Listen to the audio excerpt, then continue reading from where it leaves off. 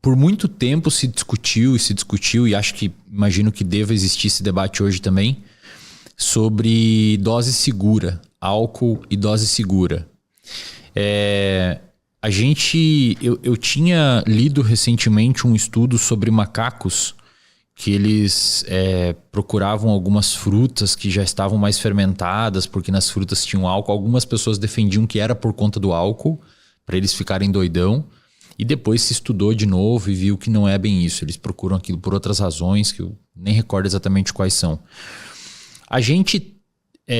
Nós como humanos, primatas, o nosso corpo, ele de alguma forma lida com o álcool em uma dose segura, ou qualquer dose de álcool é prejudicial? Começou bem, com o pé na porta. Acho importante falar disso. Vou fazer um leve disclaimer também, porque realmente é um assunto que, apesar de ele não ter muito debate ainda para ser feito em torno dessa resposta, que a resposta é: não existe dose segura de álcool. Mas eu sei que quando eu afirmo isso, geralmente as pessoas que mais precisam entender isso, é uma notícia muito difícil de digerir por razões compreensíveis. Então, por isso que quando eu comparo, por exemplo, com o impacto do tabaco, do cigarro, que hoje em dia ninguém pergunta: olha, existe dose segura de cigarro? Não é uma pergunta comum. Só o fato dessa ser uma pergunta importante e necessária já mostra que 2023 é um ano ainda que o nosso debate sobre o álcool ele é um pouco raso. E isso faz com que as pessoas... E isso a gente está num ambiente muito privilegiado, né? Que a gente tem acesso a muitas informações, tem anos de estudo sobre saúde, a mente humana. Então, a gente não pode esperar que a população geral lide com essa informação tão distoante com aquilo que foi falado ou que eles acreditaram a vida inteira sobre uma coisa tão cara e estimada quanto o álcool, de uma forma confortável. Agora, fato é que não existe dose segura de álcool. O ser humano e nenhum outro animal lida bem com o álcool. No caso, a molécula do álcool mesmo, ela tem dificuldade de interagir com o nosso organismo. O etanol é veneno.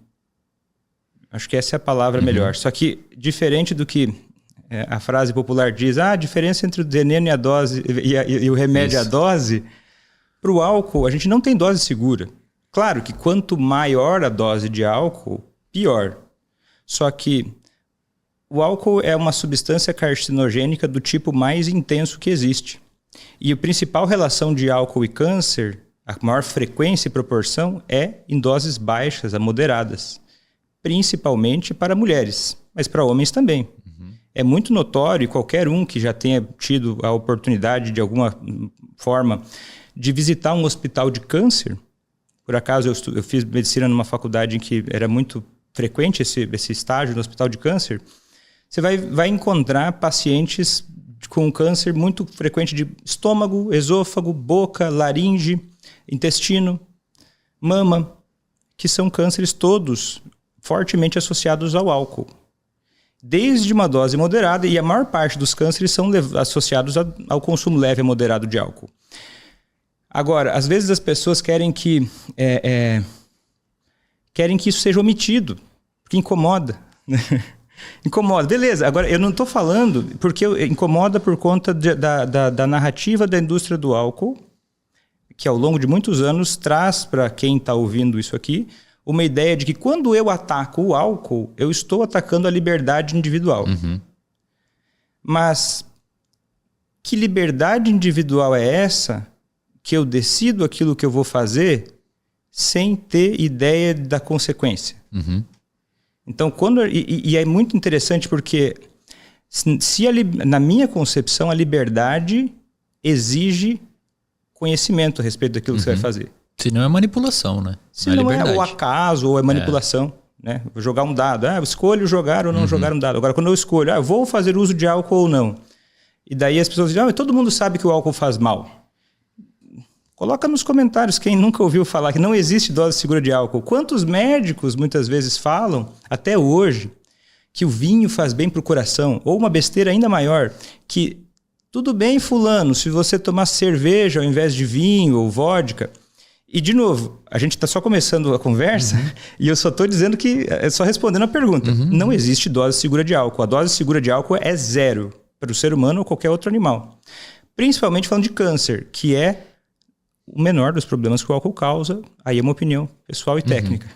E assim, você falou que o coração e o vinho... Meu pai, por exemplo, já foi um cardiologista que... Exatamente isso. Receitava uma taça de vinho de noite porque, sei lá, o que tem no vinho, flavonoides, não sei, que faz bem pro coração, são antioxidantes e tal. Isso acho que muitas pessoas que estão em casa já tiveram também esse contato com alguma coisa parecida. Nesse caso, é ignorância do médico mesmo, no sentido dele não ter acesso a dados? É por conta dele beber e às vezes ele quer acreditar que aquilo é bom? Eu acho que isso é uma iatrogenia. Na medida em que um cidadão comum falar sobre isso tem um peso. Um médico, ele tem uma responsabilidade sobre cada recomendação que ele dá. Essa é a razão pela qual, para dar uma orientação a alguém, eu preciso ter um registro, eu preciso ter um treinamento. Porque existe responsabilidade naquilo que o médico fala. Então, independente da razão, acho que a primeira coisa que a gente tem que definir com clareza é que isso é uma iatrogenia. O que é iatrogenia? Iatrogenia é um ato que um profissional da saúde faz que prejudica aquele paciente. Então, se isso é alcoolismo, se isso é ignorância, são boas questões. Eu acho que, de uma maneira geral, é ignorância. É nunca ter estudado sobre o assunto. É nunca ter parado para pensar, por inúmeras razões. Nunca parou para sentar e estudar. Sabe que evidência é essa? Porque quando a gente vai ver os próprios flavonoides, não é uma evidência tão forte assim. Mesmo em doses gigantescas, que seria o recomendado, que o vinho não alcança, não tem essa associação. E aí, então, mas eu acredito que isso também, essa ignorância é parte de uma coisa maior que tem a ver com...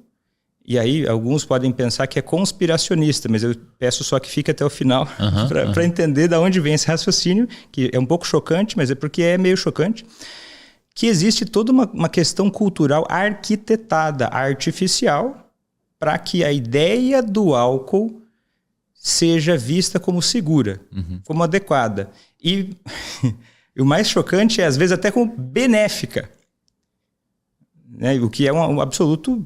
absurdo, nunca foi comprovado isso. O médico, eu não me recordo o nome dele, é um cardiologista famoso que está vivo até hoje, que trouxe essa questão de que o álcool faria bem para o coração. Ele fez baseado em alguns estudos que tinham vieses que depois ele próprio corrigiu, que a ciência serve para isso. Mas daí ninguém escuta correção, né? Não, ninguém escuta correção. Aqui é conveniente, né? O cara aceitar que o vinho faz bem pro coração. Afinal, ele tem liberdade para tomar o vinho sem culpa. Ele acredita que vai ter liberdade para tomar o vinho sem culpa. Ele vê outras pessoas fazendo isso. Existe uma ideia de que se o cara não tomar o vinho, não tomar o álcool, ele é um idiota, é um fraco, ele não aproveita a vida. Exatamente. A gente vai chegar lá. O que você comentou, dose baixa, moderada e alta? Como que a gente poderia classificar para quem está em casa ouvindo... do ponto de vista prático, o que é uma dose baixa, moderada e alta? Tá. Existe um guideline, existem vários, mas o consenso hoje mais comum é o seguinte: 2 doses por dia para homem e 1 dose por dia para mulheres. Não todos os dias, seria uma dose de baixo risco. Na prática, seria o seguinte... Pode ser que se a pessoa toma 1 ou 2 latinhas de cerveja, homem, ou uma latinha de cerveja, mulher, a cada 15 dias, uma vez por mês, isso não traga grandes impactos. Se não fizer isso, principalmente à noite. Porque senão vai atrapalhar o sono e aí vai trazer outros impactos do sono também. Mas a gente está falando em baixo risco. Ainda assim, traz risco de câncer, principalmente, se a gente for ignorar o resto das questões. Então, isso seria o baixo risco. E existe o beber exagerado numa única situação, que é maior ou igual a 5 doses de álcool para homem e 4 para mulheres. Uma dose, nesse caso, seria uma lata de cerveja, por exemplo? Uma lata de cerveja com 350 ml de cerveja, uma taça de vinho, 120 ml de vinho, 40, 50 ml de destilado. Isso seria equivalente a 1 dose. Então, quando fala, fulano bebe cachaça, ele é mais grave do que quem bebe cerveja. Não, 1 dose de cachaça... é a mesma coisa de álcool, a mesma quantidade de álcool que uma lata de cerveja. E sabe o que é interessante? Eu acho chocante